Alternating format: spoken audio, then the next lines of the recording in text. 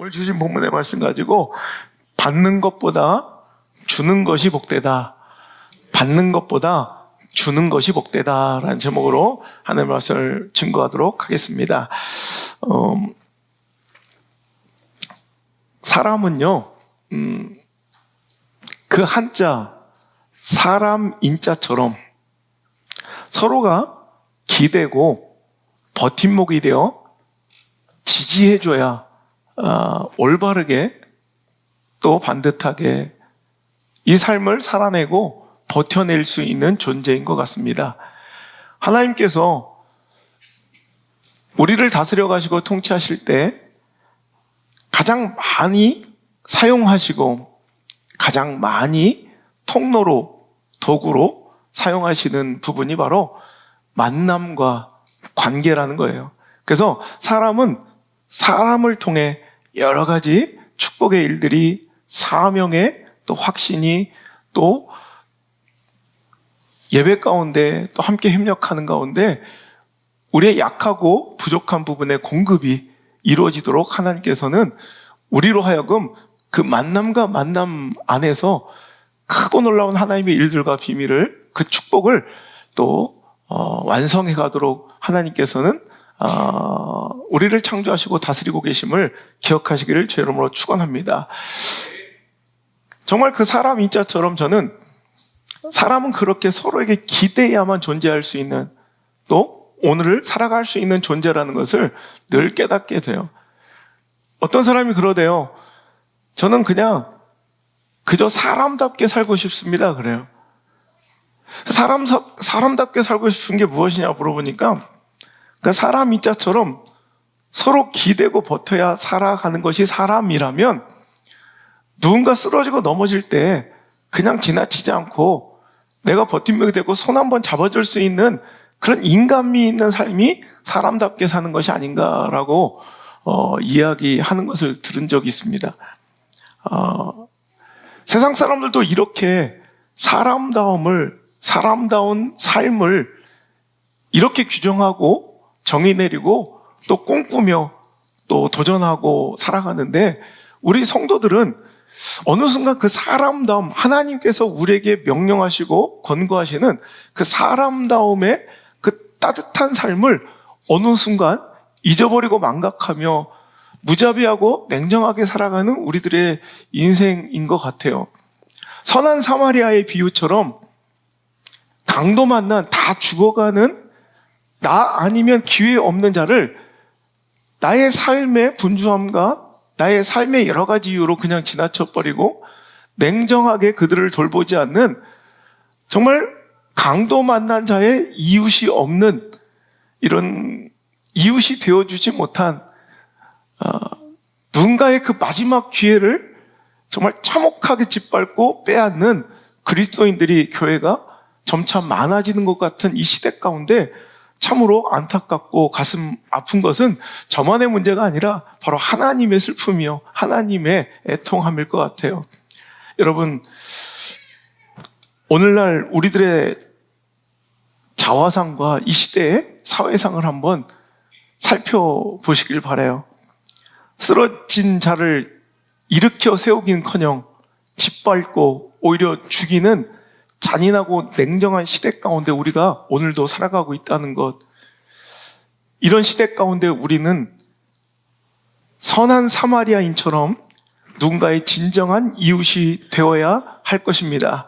그것이 오히려 결국 나를 살리는 선한 선순환의 시작이라는 것을 잊지 않았으면 좋겠습니다. 누군가를 살리고 도와주는 것이 타인을 위한 나의 뭔가 헌신과 손해처럼만 느껴지지만 하나님의 큰 통치의 메커니즘과 섭리의 그 과정 안에 큰 틀의 그 거시적인 안목에서 보면 내가 누군가를 돕고 누군가를 살피는 것은 누군가를 헤아리고 누군가를 용서하고 누군가에게 베푸는 것은 결국에는 끊임없이 선순환되는 이 사회구조 가운데 결국 내가 나중에 살아갈 기회를 얻고 내가 다시 일어날 기회를 잡으며 내가 쓰러질 때 다시 한번 버팀목이 나에게 주어지는 귀한 시작점이라는 것을 우리가 잊지 않았으면 좋겠습니다. 오늘 사도 바울은 이야기합니다. 주는 것이 받는 것보다 복이 있다 하심을 기억하여야 할지니라 라고. 여러분, 분명히 사도 바울은 예수님의 말씀 가운데 말씀을 근거로 주는 것이 받는 것보다 복이 있다 하셨음을, 예수님께서 그렇게 말씀하셨음을 우리 잊지 말아야 된다 말하고 있어요. 근데 복음서 어디를 찾아봐도 이 말씀의 근거가 되는 말씀을 찾을 수가 없어요. 아마 사도 바울은, 그러니까 예수님의 모든 말씀이 복음서에 다 기록되지 않았지만 구전되어 내려오는 말씀 가운데 오늘도 예수님이 이런 말씀을 하셨던 것 같아요. 주는 자가 받는 자보다 복되다라고 말씀하신 그 말씀을 잊지 말고 우리 주는 자가 되어야 된다. 예수께서 하신 말씀 가운데 이런 비슷한 또 본질의 말씀은 있죠. 누가복음 6장 38절에 보면 주라, 그리하면 너희에게 줄 것이니 곧 후히 되어 누르고 흔들어 넘치도록 하여 너에게 안겨주리라 이래요. 여러분, 이 말씀이, 그러니까 오늘도 동일한 말씀의 근원이 될 것 같아요. 그러면서 너희의 헤아리는 그 헤아림으로 너희도 헤아림을 도로 받을 것이라. 주라, 그러면 너희에게 하나님께서 후히 정말 흔들어 넘치도록 되갚아 주신대. 그런데 그것이 어떤 물질에만 기준되어 있는 것이 아니라 누군가를 용서하고 헤아려주고 이해해주고 배려해주고 그 사람을 여러분 용서해주고 용납해주면 나중에 어떻게 된대요? 그 헤아림과 이해와 배려와 용납과 용서가 결국 내 삶과 내 자신에게 돌아오게 된다고 예수님께서 명령하셨다는 거예요. 그러니까 이 선순환이 이루어지는 사회 구조가 안정적인 하나님께서 원하시는 그런 아름다운 모습이라는 거예요. 그러니까 주는 거예요. 배려하는 거예요. 헤아려 준 거예요. 용서하는 거예요. 기회를 주는 거예요. 그것이 한 사람에게 일방적으로만 쏟아지고 공급되는 것이 아니라 나중에 어떻게 돼요? 그것이 또 나에게 공급돼요. 헤아림을 받고 용서함을 받고 기회를 얻고 이해되게 되는 그런 멋진 씨앗들을 오늘 심어놓게 된다는 거예요. 그런데 오늘날 이런 내일이 기대되는, 이런 내일의 화목과 내일의 그 아름다운 열매들이 기대되는 오늘 나의 용납과 헤아림과 이해와 배려와 또 섬김의 씨앗을 여러분 하나도 심지 않고 오히려 무자비하게 짓밟고 있으니 내일이 참혹하고 한숨 나오고 여러분 안타까운 시대를 오늘 우리가 살아가고 있다는 거예요.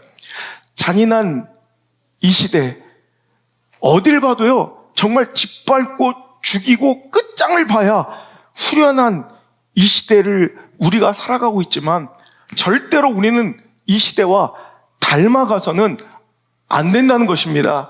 불법이 성하고 사랑이 식어지는 것이 마지막 때의 모습이라 예수님은 일러주셨습니다.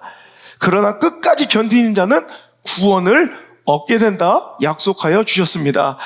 여러분, 이 마지막 때는 불법이 성하고 사랑이 식어지는 시대예요.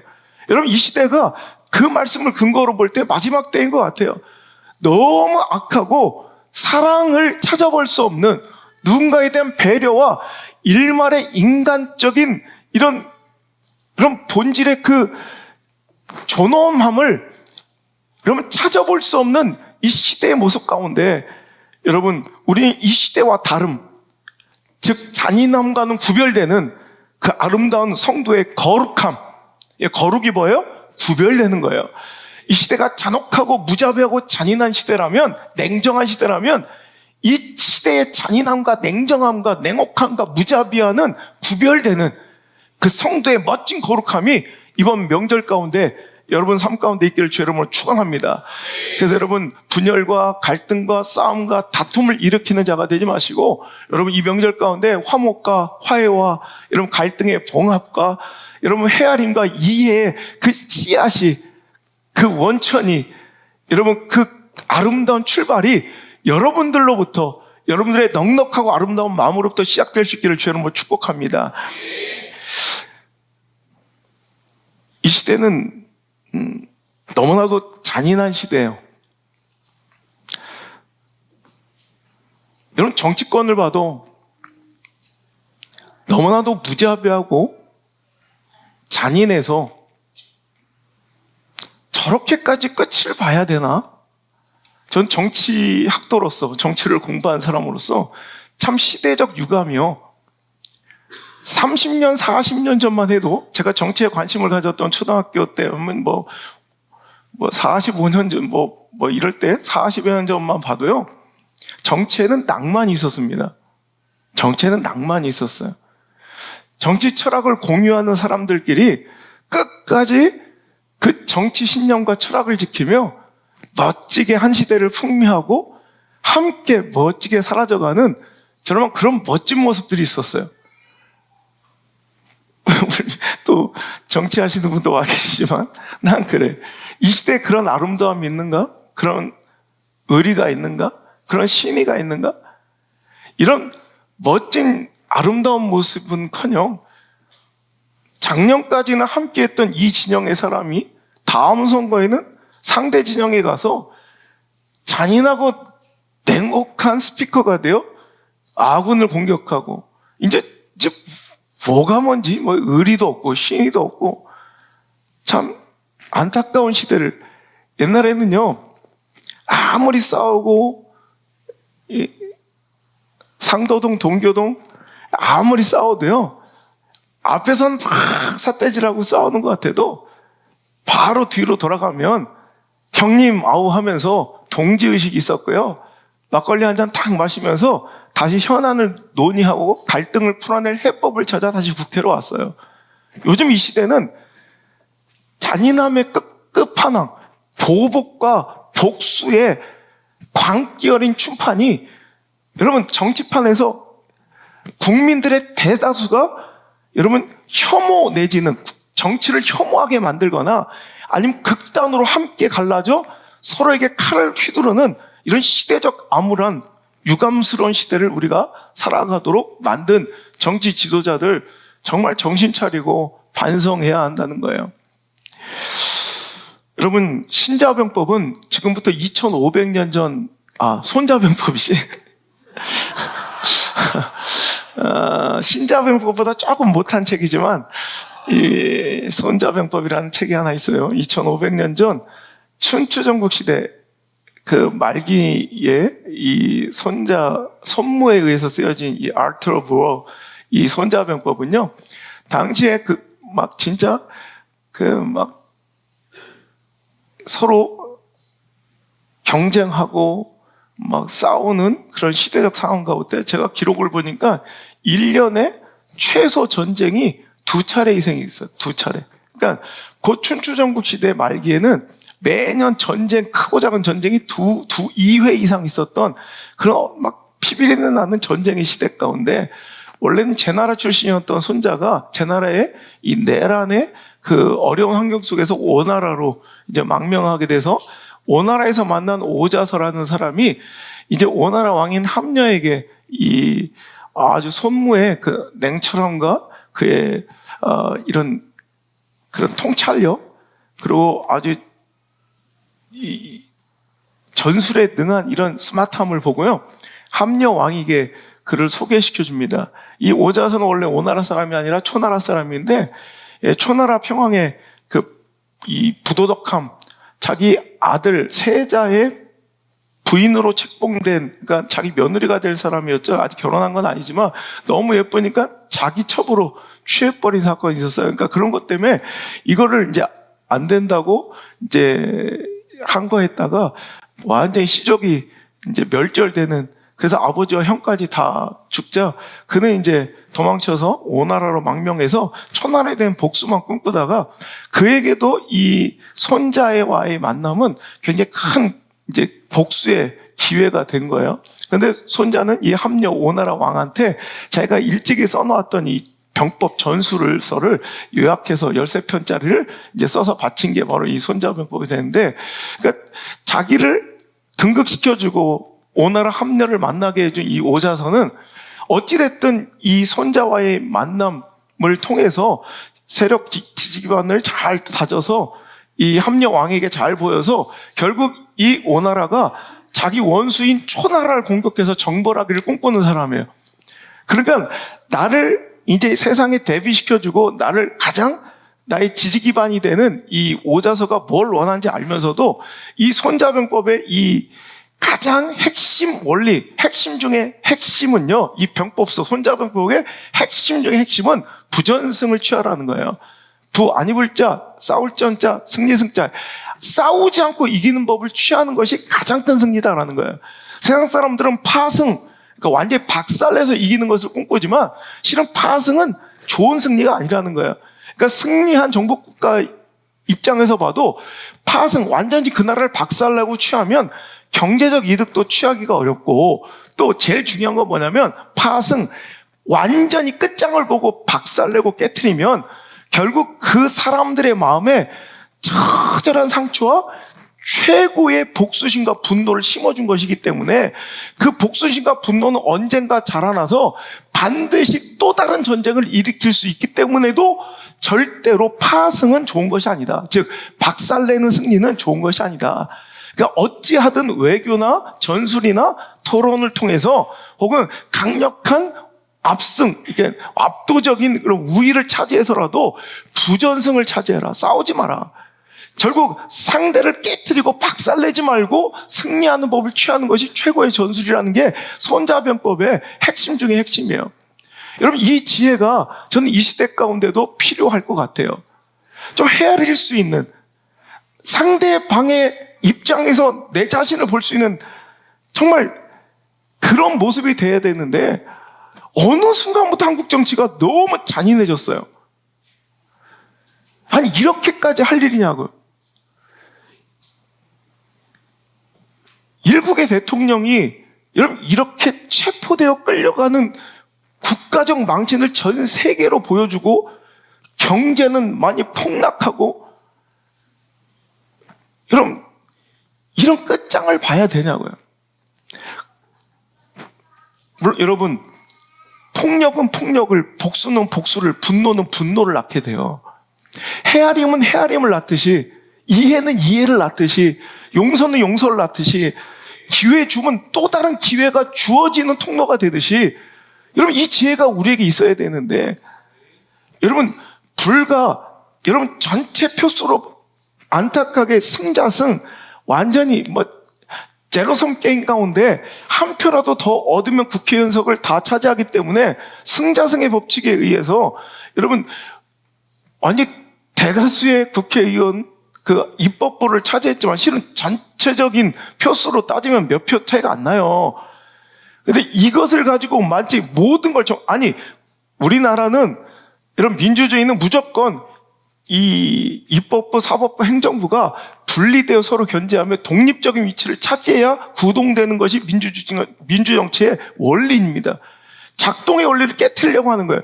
입법부 하나를 차지한 것이 행정부를 장악하고 여러분 사법부까지 손대려고 하는 이런 만행, 모든 것을 다 끝내버리고 기회를 박살내고 많은 사람들의 여러분 어떤 일할 기회를 주지 않고 어떤 정부 예산과 행정을 집행할 수 있는 기회를 다 뺏어버리는 이 잔인한 정치가 여러분 잘했다고 하는 건 아니지만 이런 이제 이 분노를 나와서 계엄이라는 시대에 맞지 않는 이런 실수를 또 두 개 한 거예요. 이런 계엄을 잘했다고 하는 건 이건 이 시대에는 아니 시대가 어느 시대인데 이걸 잘했다고 하는 건 아니지만 이 분노를 유발한 것이 분노 유발자가 누구냐는 거예요. 자, 그랬더니 또 이러면 한 지도자의 실패는 있을 수 있어. 실수는 있을 수 있다고. 이 계엄이란 실수 하나를 기다렸다는 듯이 또 무자비하게 짓밟고 그를 끌어내리고 끝장까지 봅니다. 아니 이 사태를 국가적으로 안타까워하며 슬퍼하며 어떻게 하면 이 나라 민족이 잘 되고 국민들의 마음과 상처를 다시 회복시키고 어떻게 하면 재건할까를 고민해야 되는데 마치 정복군처럼 정복자처럼 오만하게 굴며 오히려 여러분 상대방을 희화화시키고 능멸한 이 모습을 여러분 또 보수 지지층들은 그냥 두지 않고 이 분노가 또 폭발해 사법부를 여러분 공격하는 여러분 이 광결인 이 복수극이 이 광결인 이 추판이 언제 끝날 거예요? 이 칼춤을 누가 멈출 거냐는 거예요. 여러분 우리 시대에 그리스도인들이 해야 될 일이라는 거예요. 복수는 복수를 낳고 복수는 복수를 낳고 분노는 또 분노를 낳아요. 원래 여러분 우리가 저는 그래요. 내가 어제 보면서 세이브 코리아 한국을 위해서 기도하는 모임에 우리 또 김정인 목사 친구 목사님이 또 어저께 설교자로 쓰면서 기도를 부탁해서 제가 또 같이 금식하며 같이 기도하는데 막 눈물이 나더라고. 정말 이제는 우리가 하나님 바라보며 여러분 세상에 이런 제도, 이데올로기, 시스템 여기서 답을 구할 것이 아니라 우리가 하나님께 답을 구하고 하나님을 향하며 오늘도 하나님께서 우리에게 알려주신 이 시대의 안전한 평화로움의 작동의 원리처럼 오늘도 여러분 나의 헤아림이 곧 우리의 헤아림이 될 것이라는 것을 기억하고 여러분 정치에도 낭만이 있어야지. 옛날에는 딱 건들지 않는 선들이 있었어요. 예를 들어서 영부인 혹은 자녀들 둘이 함께는 막 이런 보이지 않는 룰이 있었어요. 멋진 신사도. 요즘에는 막 난장판이 언제부터 그렇게 됐는지 이런 전쟁통에 제가 그래서 무자비한 시대를 살고 있다고. 전쟁에도 옛날엔 낭만이 있었어요.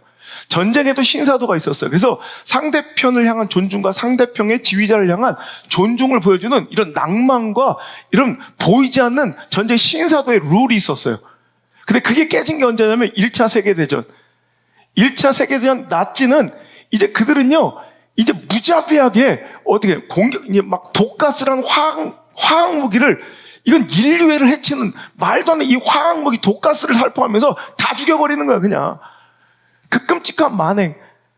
그때 참호를 파고 100m를 두고 몇백만 명이 죽어나간 이런 이 참호전 속에서 영국군은 이제 탱크라는 인류 최초의 철갑도 이 장갑차를 만들어서 참호를 또 뚫고자 하는 이런 무자비한 공격 무기가 막 더 생산되므로 이제 그때부터는 이제 전쟁의 신사도나 낭만은 없어졌어요. 저는 한국 정치가 이 시대가 이때부터 정치의 낭만, 합의와 타협과 토론과 아름다운 협의의 정치가 이제 없어졌다는 실종되었다는 이야기를 저처럼 가슴 아프게 우리 후대가 하지 않는 그런 우리 민족, 지혜로운 민족이 되길 간절히 바랍니다. 정말 아름답게 성숙하게 여러분 넘어진 사람을 실수한 상대를 때론 실족한 경쟁자를 짓밟아 뭉개고 조롱하는 것 여러분 이것은 신앙의 기준에도 맞지 않을 뿐더러 그의 삶도 절대로 나중에 행복해지지 않는다는 거 여러분 이게 신앙의 법칙이고요. 이게 바로 손자병법에서 얘기하고 신자병법에서 얘기하는 핵심의 여러분 우리 삶의 행복의 영유의 기초적인 방식이고 통로라는 것을 여러분 기억하시길 주의 이름으로 축복합니다. 2017년 12월 10일에 텍사스 달라스에서요 BMW 마라톤 대회가 열렸어요. 굉장히 이슈가 됐던 별로 그렇게 유명한 세계적으로는 유명한 마라톤 대회는 아닌데 2017년 12월 10일 날 열렸던 이 마라톤 대회에서 굉장히 인상적인 장면이 나왔어요. 1, 2를 다투고 있었던 여성부 1위가 뉴욕에서 이 대회에 참가하고자 날라온 이 챈들러 셀프라는 정신과 의사였고요. 2위는 17살짜리 고교생이었어요. 아리아나 루터먼이라는 이 17살짜리 여고생인데 박빙의 승부를 펼치며 이제 거의 결승선에 도달하고 있었어요. 1위는 정신과 의사인 챈들러 셀프이고요. 2위는 아리아나 루터먼. 그런데 결승선 불과 180m, 정확하게는 183m 지점 남겨두고 이제 200m도 남기지 않은 상황에서 이제 박빙으로 선두를 달리고 있던 이 챈들러 셀프가 갑자기 근육 경련이 일어나기 시작해요. 여러분 아시는 마라톤 뛰어본 분은 알겠지만 그 근육 경련은 혼자서는 절대로 일어나서 달릴 수 없어요. 마라톤에서 찾아온 근육 경련은 이제 끝난 거예요. 못 일어나요. 그럼 2위를 달리고 있던 아리아나 루터먼에게는 절호의 찬스인 거예요. 그죠? 1위로 치고 나갈 수 있는. 근데 그의 선택을 볼까요? 한번 영상 잠깐 짧게 편집했는데 한번 보여드릴게요. 이 장면이 딱 이게 183m 지점. We just all want her to just get there. She's given everything she possibly has to get to this finish line. She is literally, from where we sit, we can see she's less than 50 yards from the finish. Complete exhaustion, and she is so brave. This is incredible. And she's running fast. Remember, she's 30 minutes ahead or slower than what the time is because she started earlier. She is still going to run the marathon in under 2 hours and 54 minutes. Tremendous, tremendous effort. 박수 한번 보내주세요. 여러분, 저 챈들러 셀프라는 여인을 17살짜리가 부축을 해요. 여러분, 혼자 뛰어갈 수 있는 이제 코앞에 결승선 고지가 눈앞인데, 여러분, 박빙을 펼치면, 여러분, 진짜 솜이 멎을 듯 아픈데도 참고 겨우 뛴 거예요, 막. 그래서 서로 앞서거니 뒤서거니 하며 박빙의 경쟁을 펼치던 그에게 상대편의 쓰러짐은, 경쟁자의 쓰러짐은 절호의 기회 아니에요? 근데 이 17살짜리 고등학생 아리아나 루터먼은 자기 경쟁 상대를 일으켜 세워요. 당신이 지금까지 충분히 잘해왔다고. 격려 일어나 몇 발자국 좀 편집해서 그렇지 되게 시간이 좀 걸렸어요. 또 걷다 쓰러지고 정신을 잃으려고 했대요. 그때마다 루터먼이 계속해서 얘기하는 거예요. 당신은 할 수 있어요. You can do it. You can do it. 계속 외치면서 정신을 차리라고, 결승선이 바로 저기 눈앞에 있다고 끊임없이 그를 응원하며, 아까 보셨죠? 결승선 앞에서 그녀의 등을 밀어서 그녀가 1등 하도록 하고 자기는 뒤로 물러나요. 그리고 이제 응급실로 챈들러 셀프는 실려갔고요. 많은 사람들은 1등을 한 우승자보다 이 아름다운 소녀의 선택을 정말 감격스럽게 바라보며 그녀에게 모든 시선이 쏠리고 그녀에게 정말 축복의 박수를 쳐줬다는 거예요. 여러분, 전 이 시대가 좀 이런 모습이 있었으면 좋겠어요. 경쟁자가 실수할 수 있어요. 그리고 누가 봐도 실기했어요. 누가 봐도 잘못된 수를 놓을 수도 있어요. 그것을 이때다 하며 기뻐하며 조롱하며 능멸하며, 여러분, 그 사람을 악에 바치게 만들고, 여러분, 끝까지 그 끝장을 보도록 사선으로 밀어넣으셔야 되겠습니까? 오히려 여러분, 경쟁자를 일으켜 세워주고 그에게 기회를 주고 그 사람을 배려하고 그 사람을 협력하고 도와주는 그 모습이 오히려 우리 국민들은, 백성들은 보고 싶은 모습일 거고, 야, 저런 지도자가 우리나라에 있다는 것을 기뻐했을 거고, 아마 수많은 사람들이 오히려 그런 지도자를 기다리고 있을 것 같아. 너무 천박해, 너무 야비해, 너무 냉정해, 너무 무자비해, 너무 잔혹하, 너무 잔인해. 이런 모습 국민들 별로 좋아하지 않아요.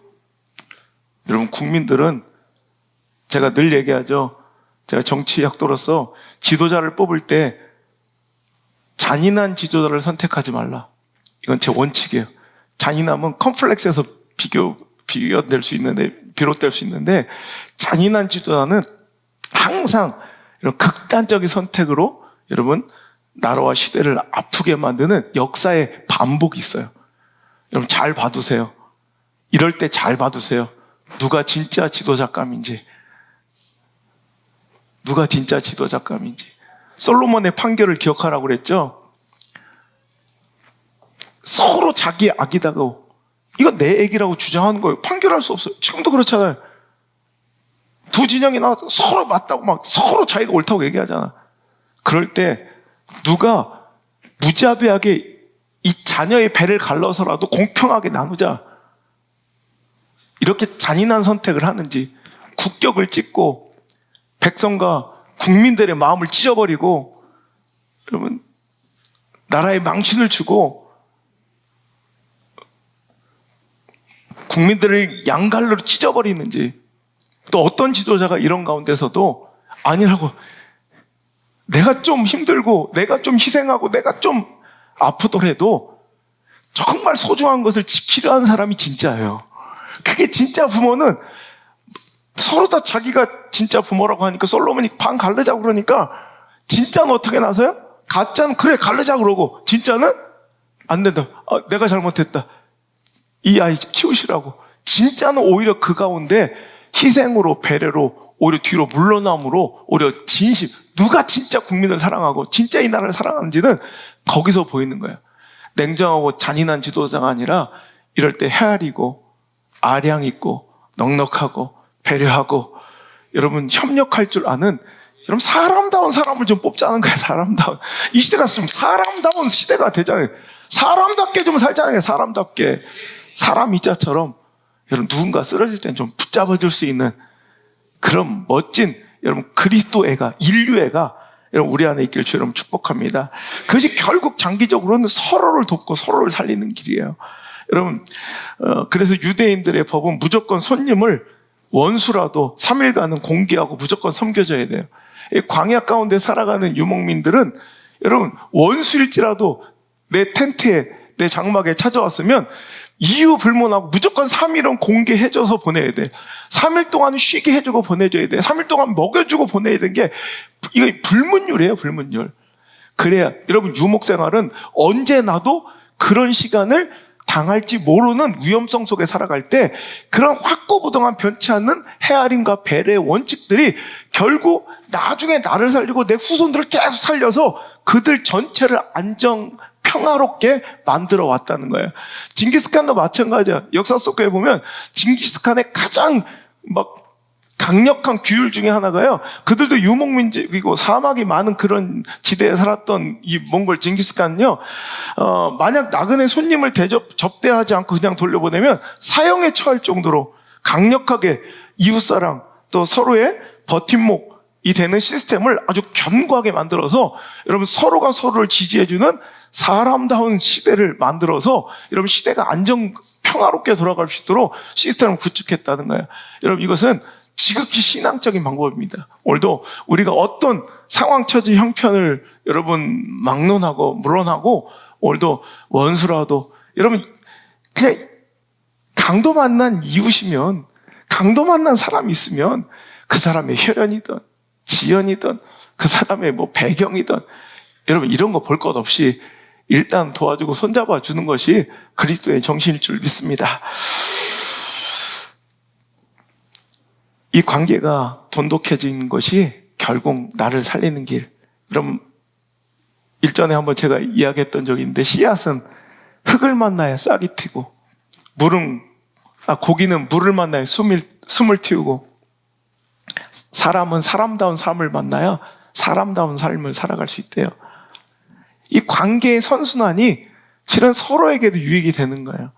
맹수들은 산이 깊어야, 그럼 맹수들이 여러분 저 민둥산에 있어요? 산이 깊어야 살 수 있고요. 지렁이는 흙이 있어야 사는데 또한 나무는 썩은 흙이 있어야 뿌리를 깊게 낼 수 있다. 그러니까 이게 상호 보완이 돼요. 서로가 서로의 존재를 도와주는 그런 아름다운 관계의 이런 유착이 선순환이 이루어져야 건강한 사회라는 거예요. 김정한의 고마워요 내 사랑이라는 글 중에 있는 발췌본입니다. 여러분 그거예요. 오늘도 우리가 그냥 순간적 유익, 순간적 감정에만 집착하지 말고 오늘도 서로가 서로에게 아름다운 선순환이 될 수 있는 로마서 12장 18절에 그래서 할 수 있거든 너희로서 모든 사람과 더불어 화목하라. 할 수 있는 한, 네가 할 수 있는 한 너희로서 모든 사람과 더불어 화목하라. 우리 국회에 가서 내가 이 설교를 한번 하고 싶어요. 이것은 결국 그 타자에 대한 용서, 타자에 대한 타인에 대한 배려뿐만 아니라 그것이 결국 나중에는 보세요. 결국 나를 살게 할 테니까. 결국 나를 살게 하는 나를 위한 하나님의 명령인 것을 잊지 않길 주 여러분 축복합니다. 배가 다닐 수 있는 호수 중에 지구상 가장 높은 호수가 바로 티티카카 호수예요. 이 페루의 그 티티카카 호수, 배가 다닐 수 있는 규모의 가장 큰, 가장 고산지대에 있는 티티카카 호수에 유명한 것이 여러분 인공섬이 갈대로 엮어 만든 인공섬이 있어요. 인공섬. 그러니까 인공으로 갈대를 막 엮어서 섬을 만들어서 그 위에 집을 짓고 사는 부족들이 있어요. 그 티티카카 호수에만 인공섬이 150여 개가 있어요. 그 중에서 가장 유명한 섬이 우로스라는 섬이죠. 들어보셨죠? 근데 거기는 되게 특이한 풍습이 있어요. 한 사람이 굉장히 막 이렇게 비협조적이고, 틱틱거리고 막 싸가지 없잖아. 그럴 수 있잖아. 이렇게 같이 사는데. 그럼 한 번 더 경고하다가 안 되면요, 그 마을마다 있는 아주 긴 톱이 있어. 큰 톱. 그걸 갖고 와서 그 집을 이렇게 쓸어내요. 그럼 갑자기 떠나려고 혼자 살아야 돼. 무인도가 진짜 그래요. 이렇게 촌장이 한 번, 두 번 경고해 안 되면 알아. 그래서 막 이렇게 쓸어서 갑자기 떨어져서 혼자 외톨이로 살아요. 그걸 가장 무서워해요.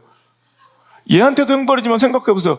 한 놈, 두 놈 쓸어내다 보면 그러다 다 죽어. 이게 이 시대에 제가 전하고 싶은 하나님의 말씀입니다.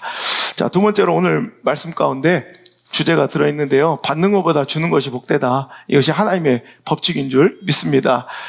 예수님이 말씀하셨대요. 주는 것이 받는 것보다 복이 있다 하심을 기억해야 할 것이다.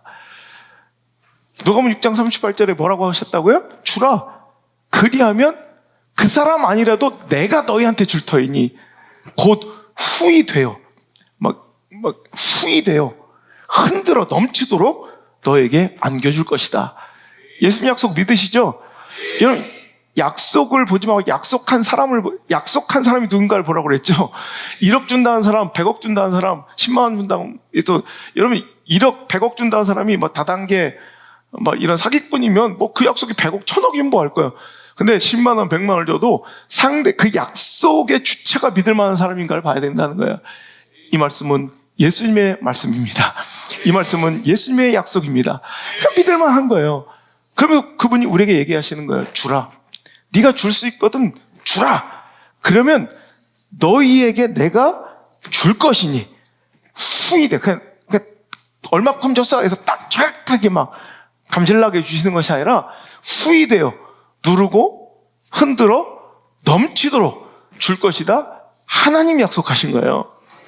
여러분, 그래서 오늘도 우리는 주는 자가 되면 그것이 결국 복이 돼요. 여러분, 주는 자가 되는 것이 여러분 받는 자보다 지금 상황으로는 그냥 당장 받는 게 좋은 것 같잖아. 근데 주는 것이 훨씬 더 복돼. 이게 신앙의 법칙이면서요, 하나님의 통치 스타일과 메커니즘은 똑같이 동일하게 작동되므로 여러분, 세상에서도 다 교회 안에서만 이렇게 우리만 손해보고 살란 말이에요. 이게 아니라 세상에서도 이 원칙은 하나님의 뜻대로 작동되고 오늘도 구동되고 있다는 거예요. 여러분, 와튼스쿨 아시죠?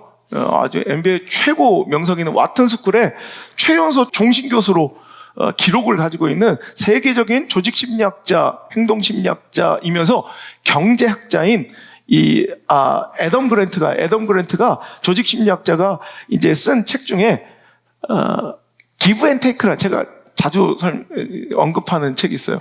기브 앤 테이크. 근데 한국어 제목으로는 주는 자가 성공한다라고 돼 있어요. 굉장히 말이 안 되는 것 같아요. 근데 그가 이제 조직 심리학으로 이제 세상을 연구해 본 거예요. 사람들의 심리를 연구해 봤더니 세 부류의 사람이 있어요. 한 사람은 기버, 주는 사람이 있고, 한 사람은 테이커, 받으려는 사람이 있고. 그러니까 일단 두 부류. 그러니까 테이커는, 그러니까 내가 뭔가 한 것보다 내가 받아야 될 것이 훨씬 더 많다고 생각해, 항상. 그러니까 맨날 어떤 사람이 억울해, 서운해, 섭섭해.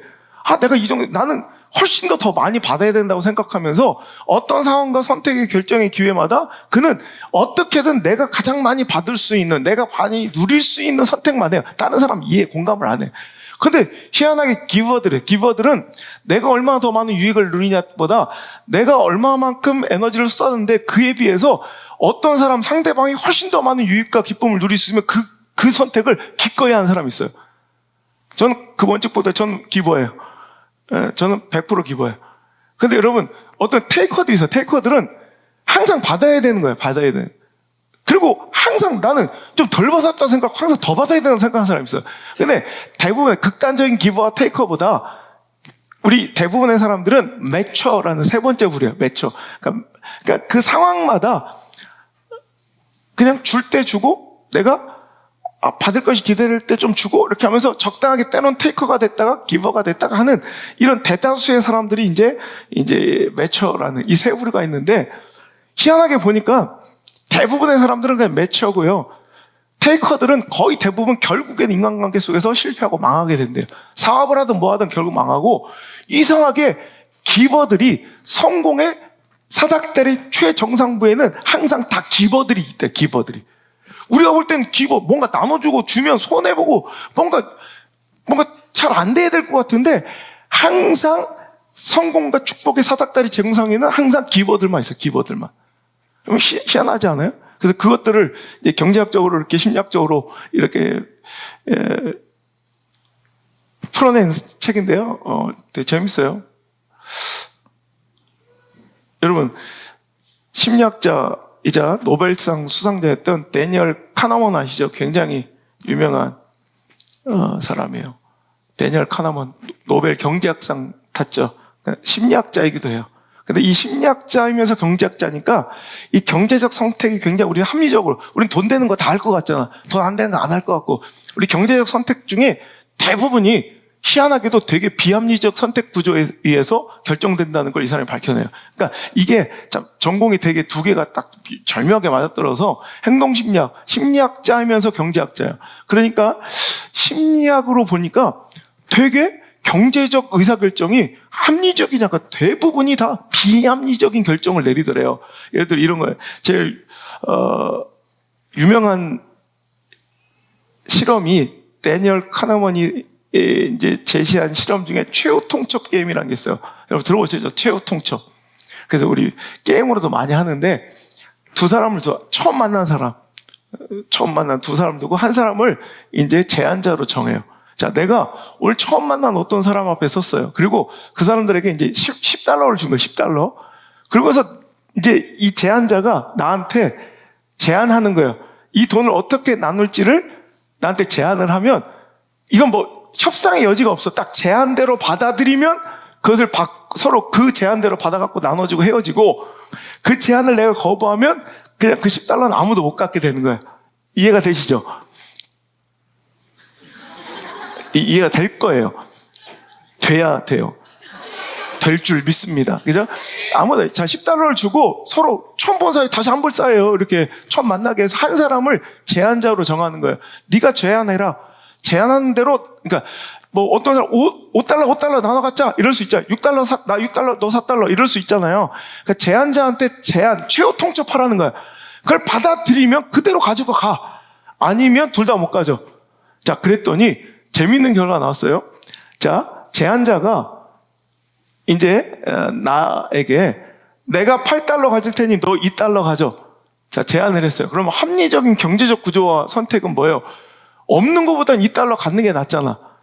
그죠? 이게 합리적인 거예요. 아니, 빈손으로 가는 것보다 $2라도 건지는 게 어디야? 그죠?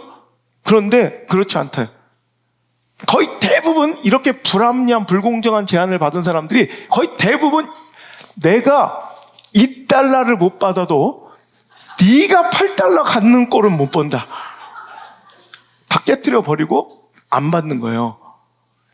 근데 결과에 보면 이렇게 실험 결과를 딱 보면 재밌는 거예요. 근데 이렇게 극단적인 이렇게 자기가 엄청 많이 받으려는 8, 9를 설정한 사람은 거의 나오지 않았어요. 대부분이 합리적인 선 안에서 제안을 하고 받아가지고 가요. 그런데 극단적인 선택을 하는 이런 테이커들이 있어요. 우리 교회도 4명 있어요. 근데 그런 것들은 보면, 보세요. 어느 정도만 했으면 나눠갖고 갈 수 있는데, 그런 극단적인 테이커들, 되게 이기적이고, 자기중심적이고, 나는 항상 더 받아야 되는 생각하고, 나는 항상 덜 받았다고 생각해서 열받고, 서운하고, 섭섭한 것들은 8, 9를 자기가 갖기를 원하고 1, 2만 더 가져 그럴 때, 거의 대다수의 사람들이 그걸 거절하고 한 푼도 못 갖게 만들었대요. 비합리적인 선택, 경제적인 합리적 구조 속에서 비합리적 선택이 훨씬 더 많대요, 이렇게. 그리고 나중에 이 데니얼 카너먼이 또 다른 실험을 했어요. 이 사람이 이끈 또 다른 실험 중에 하나가 그 사람들을 또 불러. 그래서 극단적인 제안을 했던 그 테이커들 있죠. 그리고 그 사람을 또 불러.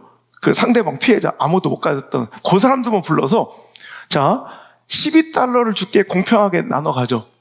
이 사람과 $12를 공평하게, 그럼 $6씩 가질 수 있잖아. 이거는 뭐 공정하게 룰을 정해줘요. 공정하게 가져. 내가 그때 열받게 했던 그 테이커랑 6대6으로 공정하게 가질래? 아니면 되게 공정하게 했던 어떤 사람과 $10를 나눠 가질래? 그러면 경제적인 합리적인 의사구조는 $1를 더 받아야 되잖아. 이 사람이랑 뭐 다시 벌 것도 아니고. 그런데 거의 100%에 가깝게 그 테이커가 $1를 더 받는 꼴을 못 보고 차라리 $1 내가 덜 받더라도 내가 공정한 사람과 혹은 매처나 기버랑 그냥 $5씩 갖고 안 돼요. 자, 이게 $10, $12의 문제는 아무것도 아니죠. 이게 비즈니스 그 영역으로 들어가면 이게 몇백억, 몇십억이 달린 이 경제적인 이런 상황 가운데 이런 선택에 여러분 역선택을 받을 일이 있더라는 거예요. 이해가 되세요? 어떤 사람들이 지금 내가 당장 갑으로서 어떤 걸 제안할 수 있는 위치에 있어.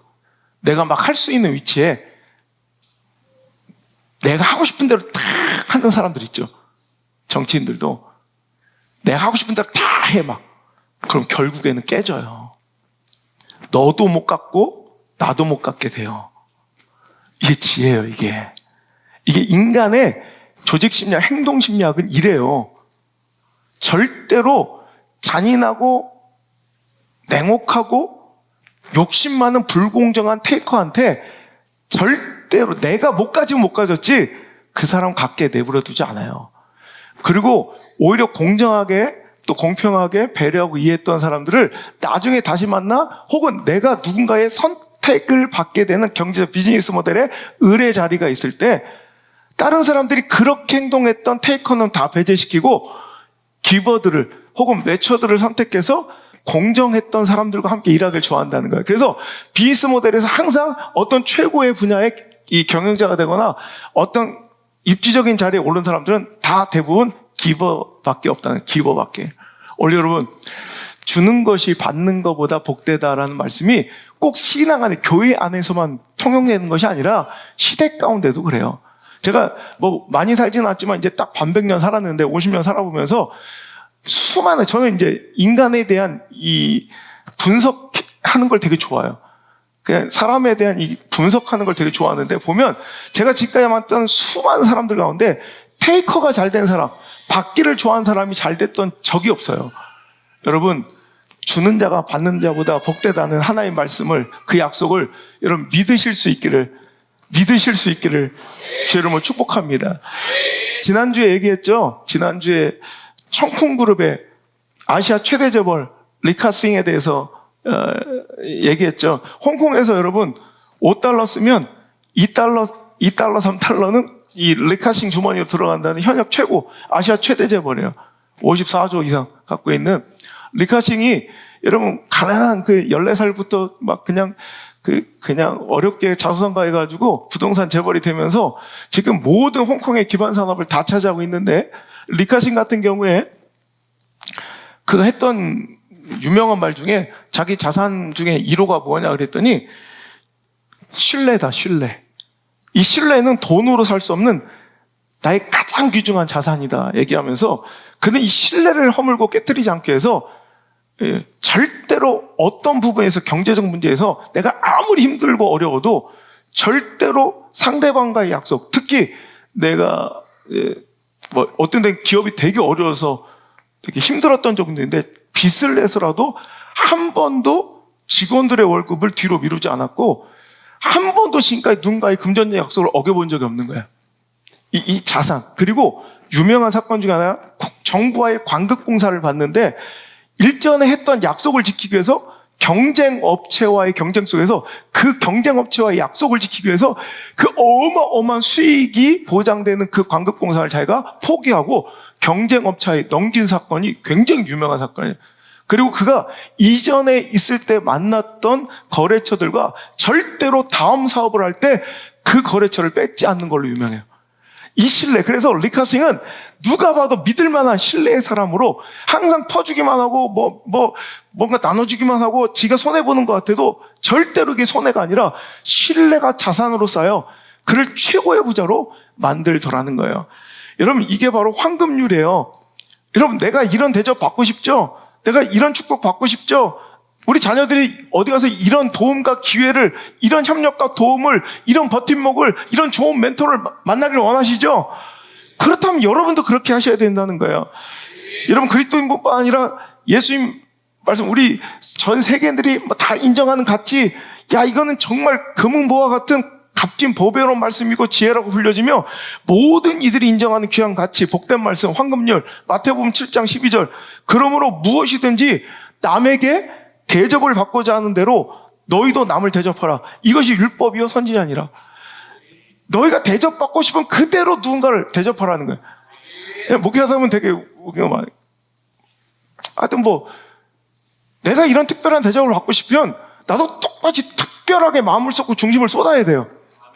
그렇잖아요. 여기서 인정받고 싶으면 나도 그렇게 해야 돼요. 그런데 그렇게 하지 않으면서 항상 나는 받고 싶으면 이게 테이커예요, 테이커. 이런 사람은 반드시 망하고 항상 허접하게 산다는 거예요. 이게 황금률이라고 불려요. 황금률. 얼마나 복된 말씀이면 세상 사람들도 믿지 않는 크리스찬 아닌 난 크리스찬들도 이걸 뭐라고? 황금률이라고 불러요. 그렇잖아. 내가 받고 싶은 대로 무엇인지 남에게 대접받고 싶으면 하는 대로 너희도 남을 대접하라. 여러분 이렇게 하는 사람들이 오히려 복된 거예요. 제가 일전에 방송에서 부산 외대 총장님이신 장순웅 총장님을 만났어요. 잘 몰랐었는데 방송하다 만나서 얘기하다 보니까 재밌대. 고등학교 때 예수님을 처음 만나 헛헛하고 막 이렇게 했던 인생 방황 속에서 예수님 만나가지고요 막 너무 좋았대. 그래서 고등부를 이렇게 했는데 어떡하다 회장이 됐는데 고등부를 부흥시키기 위해서 제가 막 뜨거운 열정에 막 너무 좋았대. 그래서 막 전도하느라고 자기가 가진 것이 아무것도 없잖아. 머리밖에. 공부 정말 대단하신 분이라고. 근데 그러니까 친구들 전도하려고요 친구들한테 공부를 막 가르쳐주고 과외를 해줬대. 전도하기 위해서 친구들 공부 가르쳐주며 오히려 가만보니까 자기 실력이 늘었다는 거예요. 여러분 공부 아시죠? 공부해본 사람은 누군가에게 이렇게 의사전달을 정확하게 할 수 있을 때가 지식의 완성이에요. 뭔가 아는 것 같은데 이게 안 나와. 아직 확실히 모르는 거예요. 확실한 지식의 그 완성은요, 결말은 내가 누군가한테 정확하게 설명할 때 완성돼요. 근데 이 기회를 그는 전도 하나님을 한다고 오히려 막 자기 시간, 자기 공부할 시간도 없는데 너 뭐 이렇게 오지랖이 넘냐 막 욕을 먹고 혼나면서도 친구들 공부 가르치고 과외 주고 그러면서 너 교회 나와야 돼. 그래서 몇 배로 부흥시켰대요, 고등부를. 그런데 어느 순간 보니까 누구를 가르치며 자기 실력이 늘더래. 그럼 이거예요. 그리고 자기 누나 2살 터울 누나가 있었대. 2살 많은. 그 누나가 좀 게을렀나 봐. 방학 숙제를 수능이한테 맨날 맡겼대요. 네가 좀 하라고 막 이렇게 방학 숙제 못 해가지고 그러면 와 우리 집하고 똑같아. 나도 그랬었어요. 우리 누나. 그래가지고 2살 터울이 누나 방학 숙제를 맨날 자기가 다 했대. 그러니까 자연스럽게 선행학습. 미리 2년을 앞서간 거예요. 이것도 머리가 돼야지 하지. 이것도 또 지금도 못 따라가는데 누구를 해줘. 그런데 하여튼 머리가 있거든. 나눌 수 있는 머리가 있는 거 아니에요. 그럼 나누면 되는 거예요. 돈 있으면 돈 나누면 돼요. 넉넉한 마음 있으면 한마디 따뜻한 한마디 해주면 돼요. 이런 어떤 사람 문자 한마디 해도 살아나요. 문자 한마디 해도 살아날 수 있어요. 따뜻한 손 한번 잡아주는 거에 살아날 수 있어요. 제가 가지고 무엇입니까? 여러분 우리 외모 빼놓고 하나씩은 다 있을 거 아니에요. 그거 가지고 나누세요. 그게 황금률이에요. 황금률.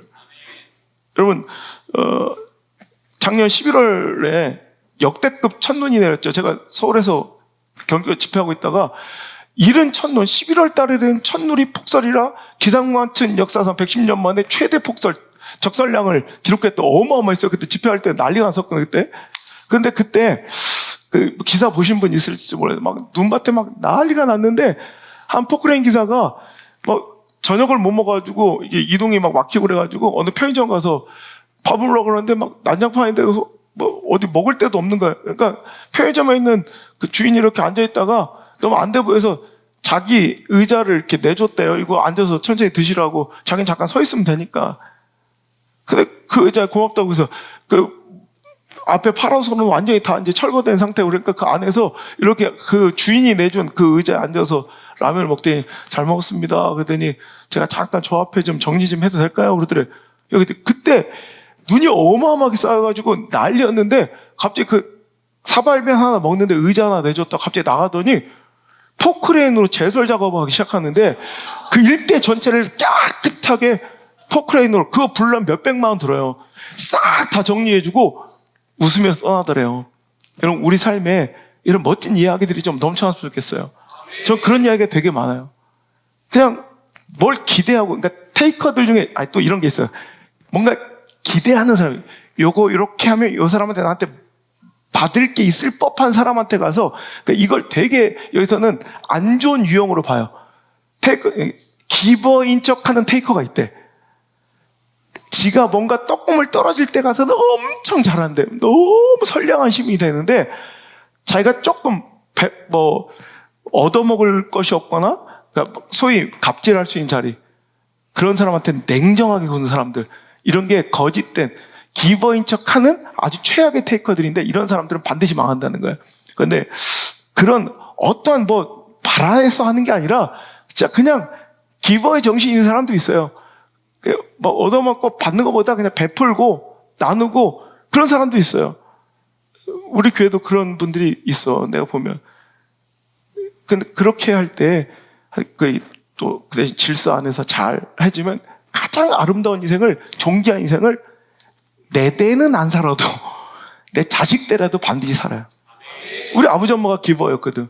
우리 아버지 엄마는 철저한 기버였어요. 근데 아들이 또 이렇게 잘 돼서 살잖아요.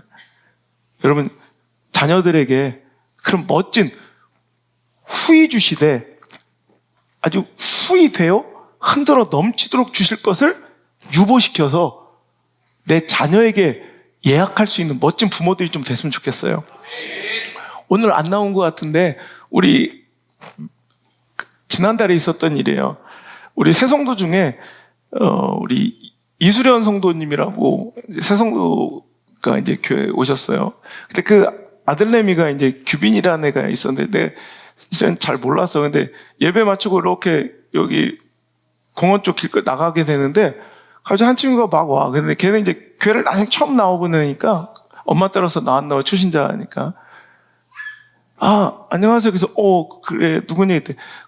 그 교회에서 앞에 서서 이야기 많이 하시는 분이죠? 그러더라고요. 전 맞아. 근데 이게 목사라는 것도 몰라. 그냥 아저씨 알아요. 근데 앞에서 말 많이 하시는 분이죠? 그래서 맞아. 그랬더니 잠깐만요. 그러더니 뭐하나 했더니 그 사탕을요. 지가 정말 아끼는 그 사탕을 막 고민하다 결단한 듯이 저한테 탁 주는 거예요. 그 눈치 없이 또 백목사 옆으로 또 오네? 놀라는 거 하나밖에 없으니까. 그 하나 남은 걸 준 거야. 그러더니 얘가 또 결단했다는 듯이 지 동생 거를 뺐더니 백목사한테 주는 거야. 그게 얼마나 이쁜지 니들 놓아봐라. 그래서 내가 마트를 데려갔어요. 네가 갖고 싶은 거 먹고 싶은 거 다 집어라. 다 집어라 그랬어요. 여러분 이거예요. 우리 하나님이 이런 마음이실 것 같아요. 그냥 냉정하고 잔인하게 강도 만난 사람, 뭔가 실수하고 실패해서 경련이 일어난 나의 경쟁자 이웃들을 짓밟아야 속이 시원하고 진이고 무자비하게 그렇게 끝장을 봐야 이 속이 시원하니? 그러지 말자. 우리 좀 멋있게 살자. 사람답게, 인간답게. 누군가의 실수를, 저는 다른 건 몰라도 누군가의 실패나 실수를 이렇게 희화화하고 조롱하는 정치 난 너무 싫어요.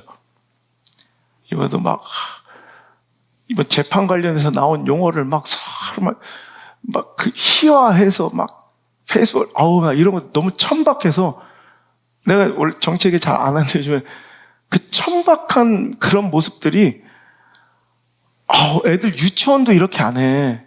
유치해서. 그게 되게 잘하는 줄 알아. 어차피 그 극렬 분자들의 팬덤만 유지하면 되니까. 이런 나라가 되겠어요? 이런 행복한 나라 되겠어요? 사람 사는 세상, 사람다운 세상 되겠어요? 이러면 되겠냐는 거예요. 여러분, 하나님 원하시는 건 그 무자비하고 냉정하고 잔인한 시대가 아니에요.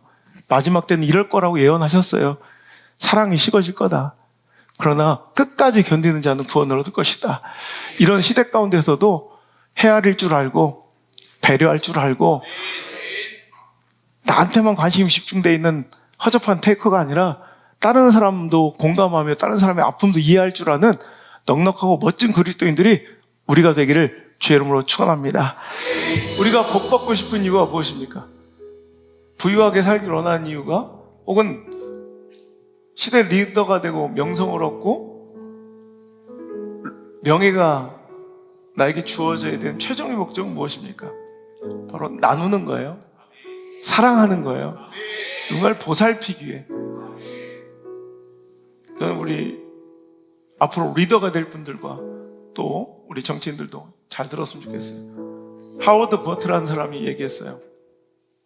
우리가 그리스도 안에 있다면 우리는 사랑하기 위하여 리더가 되길 꿈꿀 것이다. 목적이 사랑하기 위하여 리더가 되고 싶은 거예요. 하지만 우리가 그리스도를 믿지 않는다면 우리는 리더가 되는 것을 사랑할 것이다. 천박하잖아요. 리더 되고 부자 되고 권력 얻는 것을 사랑하는 자가 아니라 사랑하기 위하여 권력도 구하고 리더도 구하고 축복도 구하고 성공도 구하는 멋진 그리스도인 되기를 주의 이름으로 축원합니다. 이제는 주 예수 그리스도의 크신 은혜와 내 하나님 아버지의 놀라우신 사랑과 우리 함께 계시며 늘 바른 길로 인도하시는 보혜사 성령님의 그 따뜻한 인도의 손길이 오늘 이 자리에 나와 또 영상을 통해 그렇군요. 하나님 주는 것이 받는 것보다 복되군요. 주는 것, 헤아리는 것, 배려하는 것, 누군가를 일으켜 세우는 것이 타자를 위한 나의 헌신으로 그치는 것이 아니라 오히려 결국 나를 위한, 내 미래를 위한, 내 자녀 자손들을 위한 놀라운 축복의 씨앗을 심는 것임을 깨닫게 하신, 오늘도 그것을 깨닫는 것에 멈추지 않고 오늘도 베풀고 주는 사람, 이 잔인무도한 냉정한 시대 가운데 사랑을 전하는 인생을, 사람답게 사는 삶을 선택하고 돌아가는 모든 성도들 머리 위에 이제부터 떠나가지 마시고 1초도 떠나지 마시고 1초도 떠나지 마시고 영원토록 함께 계시기를 간절히 또 간절히 축원하옵나이다. 아멘.